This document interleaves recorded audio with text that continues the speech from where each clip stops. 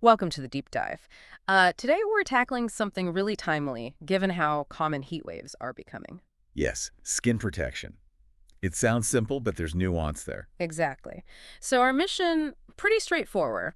We've got some source text, just excerpts really, and we want to pull out the absolute must-know info for you on protecting your skin during these intense heat periods. Okay, let's dive in. Even that basic phrase, protect your skin during heat waves, Yeah.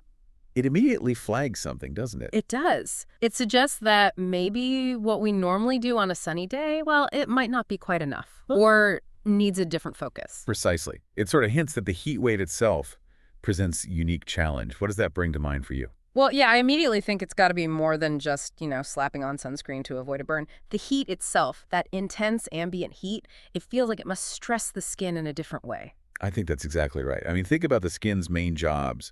It's a barrier, and it helps regulate our temperature. Extreme heat pushes both of those functions pretty hard. Right, like with sweating. We sweat more to cool down, obviously. Yeah, and that increased sweating, while necessary, can really contribute to overall dehydration if you're not careful.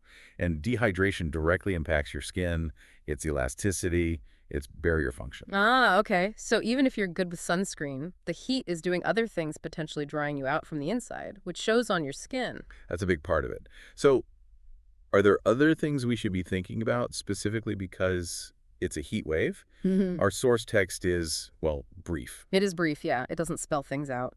But based on that warning, what kind of advice would usually follow? Typically, you definitely see advice about hydration, drinking plenty of water. It's crucial for helping your skin stay hydrated from within, supporting that elasticity we mentioned. Hydration makes total sense. And clothing, too, I'd guess. Covering up is standard sun advice, but maybe it matters differently in extreme heat. Absolutely. It's not just about blocking UV.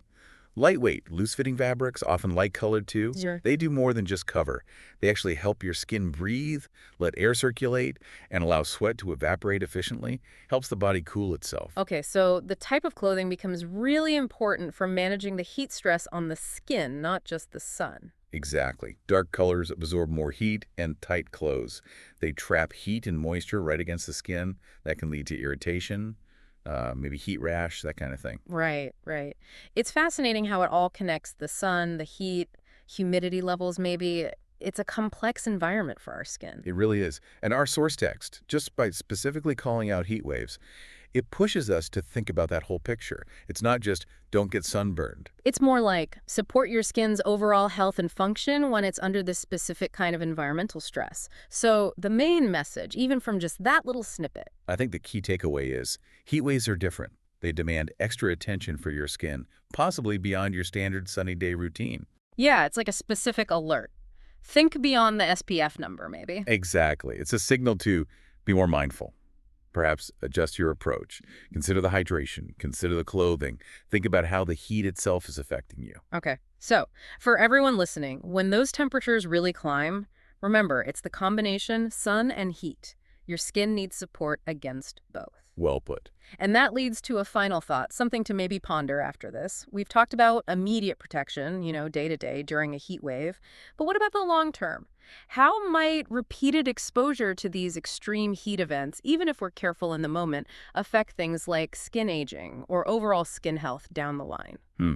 That's a really important question. The cumulative effect. Yeah, something to keep in mind. That concludes this deep dive